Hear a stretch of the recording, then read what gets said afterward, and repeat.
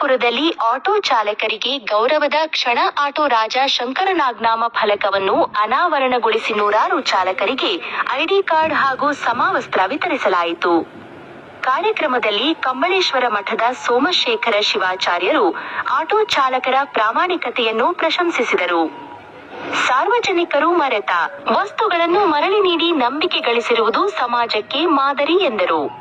KPCC ಸದಸ್ಯ ನಾಗರೆಡ್ಡಿ ಪಾಟೀಲ ಕರದಾಳ ಒಗ್ಗಟ್ಟಿನ ಮಹತ್ವವನ್ನು ಒತ್ತಿ ಹೇಳಿದರು. ಕಾರ್ಯಕ್ರಮದಲ್ಲಿ ಹಲವು ಗಣ್ಯರು ಉಪಸ್ಥಿತರಿದ್ದರು.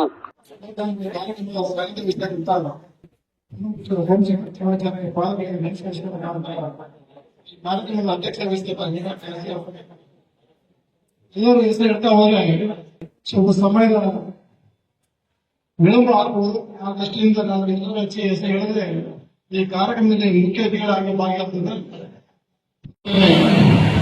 ಯಾವುದೇ ಒಂದು ಸಂಘಟನೆ ಇವತ್ತು ನಾನು ವಿಷಯವನ್ನು ಕುರಿತು ನೋಡಿದಾಗ ಚಿತ್ತಾಪುರದಲ್ಲಿ ಸಾಕಷ್ಟು ಆಟಗಳಿಲ್ಲಂದ್ರೂ ಕೂಡ ನಿಮ್ಮ ಸಂಘಟನೆ ಅಧ್ಯಕ್ಷತೆ ಸಮಾರಂಭ ಏನು ನಡೆದಿದೆ ಅಂತ ಹೇಳಿದ್ರೆ ಸಾವಿರಾರು ಆಟೋಗಳು ಏನು ಚಿತ್ತಾಪುರದಲ್ಲಿ ಆಗಬೇಕು ಅಂದ್ಬಿಟ್ಟು ನನಗೆ ಅನಿಸ್ತಾ ಇದೆ. ಅಷ್ಟು ಆಟೋಗಳು ಇಲ್ಲಂದ್ರೂ ಕೂಡ ಹಳಂದ, ಅಫ್ಜಲ್ಪುರ, ಜವರಿಗೆ ಮತ್ತು ಯಾದಗಿರಿ ಜಿಲ್ಲೆಯಿಂದ ಇವತ್ತು ಎಲ್ಲ ನಿಮ್ಮ ಅಧ್ಯಕ್ಷರು ಇಲ್ಲಿ ಬಂದು ನೋಡಿದ್ರೆ ನಮ್ಗೆ ಎಷ್ಟು ಸಂತೋಷ ಆಗ್ತದೆ ಅಂದ್ರೆ ನಿಮ್ಮ ಒಕ್ಕೂಟಕ್ಕೆ ನಾವು ಎಷ್ಟು ಅಭಿನಂದನೆ ಕೂಡ ಕಡಿಮೆ ಅಂತ ನಾನು ಹೇಳಕ್ಕೆ ಇಷ್ಟಪಡ್ತೀನಿ.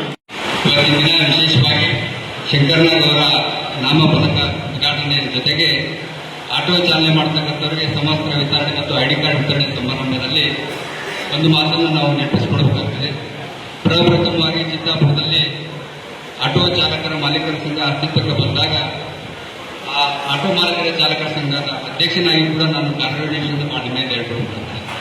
ಯಾಕಂತಂದ್ರೆ ಆಟೋ ಇದ್ದರಷ್ಟೇ ಮಾಲೀಕರಾಗಬೇಕಂತೇನಿಲ್ಲ, ಅವರಲ್ಲಿ ಇರ್ತಕ್ಕಂಥ ಅವರಿಗೆ ನೋಡ್ಕೊಡ್ತಕ್ಕಂಥ ಜವಾಬ್ದಾರಿ ಇದ್ದವರು ಕೂಡ ಆಟೋ ಮಾಲೀಕರ ಸಂಘದ ಅಧ್ಯಕ್ಷರಾಗಬೇಕನ್ನೋದು ನಾನು ಒಬ್ಬನ ಉದಾಹರಣೆ ಅಂತ ಈ ಸಂದರ್ಭ ಹೇಳ್ಕೊಟ್ಟೆ. ಈ ಸಂದರ್ಭದಲ್ಲಿ ನಮ್ಮ ದಿವಂಗತ ಆತ್ಮೀಯರಾಗಿರ್ತಕ್ಕಂಥ ದಿಲೀಪ್ ಕಾಶಿ ಅವರು ನಾವು ನಡೆಸ್ಕೊಡೋಕ್ಕಾಗ್ತದೆ. ಯಾಕಂತಂದ್ರೆ ಚಿತ್ತಾಪುರ ಪಟ್ಟಣದಲ್ಲಿ ಮೊದಲು ಆಟೋ ಸ್ಟ್ಯಾಂಡ್ ನಾವು ಮಾಡಬೇಕನ್ನ ಒಂದು ಬೇಡಿಕೆಯನ್ನಿಟ್ಟು ಅವರು ಹೋರಾಟ ಮಾಡಿದಾಗ ಪುರಸಭೆಯವರು ಅವರಿಗೆ ಸ್ಪಂದನೆ ಮಾಡಿ ಪ್ರಪ್ರಥಮವಾಗಿ ಚಿತ್ತಾಪುರ ಬಸ್ ನಿಲ್ದಾಣದ ಹತ್ತಿರ, ತದನಂತರ ಚಿತ್ತಾಲಿ ಚೌಕ್ ಹತ್ತಿರ 2 ಆಟೋ ಸ್ಟ್ಯಾಂಡ್ಗಳನ್ನು ನಿರ್ಮಾಣವಾದವು. ಯಾಕಂದ್ರೆ ಅವರು ಪಟ್ಟಂತ ಶ್ರಮವನ್ನು ನಾವು ಈ ಸಂದರ್ಭದಲ್ಲಿ ಖಂಡಿತವಾಗಿ ನೆನೆಸಿಕೊಡಬೇಕಾಗ್ತದೆ. ಅವತ್ತಿನ ದಿನಗಳಲ್ಲಿ ಕೇವಲ ಒಂದು 8 ಆಟೋಗಳು ಚಿತ್ತಾಪುರ ಪಟ್ಟಣದಲ್ಲಿದ್ದು, ಅದು ದಿಲೀಪ್ ಕಾಶಿ ಅವರಾಗಿರ್ಬೋದು, ಗೌಸ್ ಅವ್ರದ್ದಾಗಿರ್ಬೋದು, ನಮ್ಮ ಲಕ್ಷ್ಮೀಕಾಂತ್ ಅವರಾಗಿರ್ಬೋದು, ಹೀಗೆ ಬೆರಳೆಣಿಕೆಯಷ್ಟು ಆಟೋಗಳು ಚಿತ್ತಾಪುರದಲ್ಲಿ ಅವಾಗಿದ್ದವು. ಈಗ ನೂರಾರು ಸಂಖ್ಯೆಯಲ್ಲಿ ಚಿತ್ತಾಪುರ ಪಟ್ಟಣದಲ್ಲಿ ಸಾರ್ವಜನಿಕರಿಗೆ ಸೇವೆಯನ್ನು ಒದಗಿಸತಕ್ಕಂಥ ಕೆಲಸ ಯಾರಾದ್ರೂ ಮಾಡ್ತಾ ಇದ್ರೆ ಅದು ಚಿತ್ತಾಪುರ ಆಟೋ ಮತ್ತು ಮಾಲೀಕರ ಸಂಘ.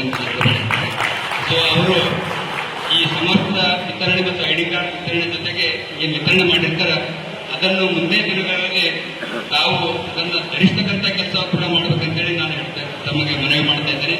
ಯಾಕಂತಂದ್ರೆ ಆಟೋ ನಡೆಸುವವರು ಐಡಿ ಕಾರ್ಡ್ ಮತ್ತು ಈ ಚಿತ್ತಾಪುರ ತಾಲೂಕು ಮಟ್ಟದಲ್ಲಿ ಏನೋ ಪ್ರಕರಣಗಳು ಕಡಿಮೆ ಆಗ್ತಿದೆ, ಆದರೆ ಬೇರೆ ಬೇರೆ ಜಿಲ್ಲೆಯಲ್ಲಿ ಮತ್ತು ತಾಲೂಕಿನಲ್ಲಿ ಬಹಳಷ್ಟು ಪ್ರಕರಣಗಳು ನಡೆದಾಗ ಐಡೆಂಟಿಫೈ ಮಾಡಲಿಕ್ಕೆ ಪೊಲೀಸ್ ಇಲಾಖೆಗೆ ಬಹಳ ತೊಂದರೆ ಆಗ್ತದೆ.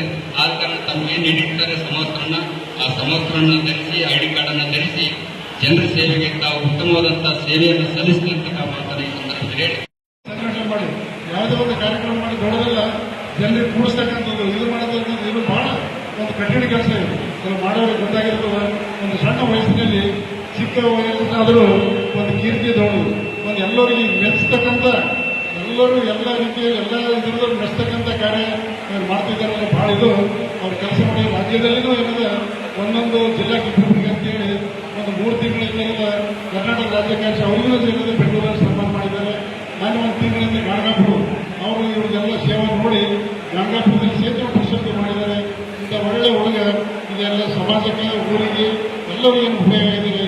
ಈ ಆಟೋಗಳ ಸಂಘ ಹೇಳಿದರೆ ಆಟೋ ಪ್ರಾಮಾಣಿಕವಾಗಿ, ಯಾಕಂದ್ರೆ ಆಟೋದಲ್ಲಿ ಅವ್ರ ಎಷ್ಟು ಪ್ರಾಮಾಣಿಕ ಇತ್ತಂದ್ರೆ ನಾವು ಎಷ್ಟೋ ಯಾರೋ ರಾತ್ರಿ ಟೈಮ್ ಬರ್ತೀವಿ, ಯಾರಾದ್ರೂ ಒಬ್ಬರು ಹೆಣ್ಮಕ್ಳು ಇರ್ತಾರೆ, ಈಗ ಓದ್ತಾರೆ ಕೇಳ್ತಾರೆ, ಈಗ ಓದ್ತಾರೆ.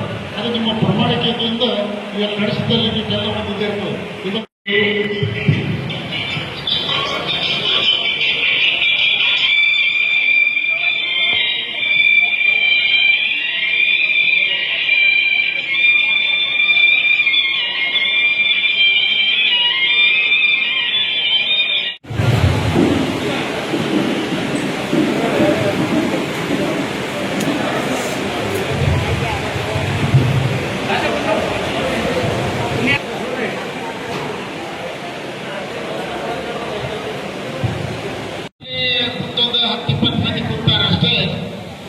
ಆಗಲೇ ಹೋಗುವಾಗ ಈ ಭಾಗದಾಗ ಒಬ್ರು ನಿಂತಿದ್ರು, ನಮ್ಮ ಅಪೇಕ್ಷೆ ಕೇಳಿದವ್ರಿ ಎಲ್ಲಿ ಹೊಂಟಾರ ಇವ್ರು ಅಂತ ಹೇಳಿ. ಇಲ್ಲ ನೀರು ಕುಡಿಯಕ್ ಹೊಂಟಾರ ಅಂದ್ರ ಅವ್ರಿಗೆ ನೀರು ಕುಡಿಯಕ್ ಹೋದ್ರು ಏನ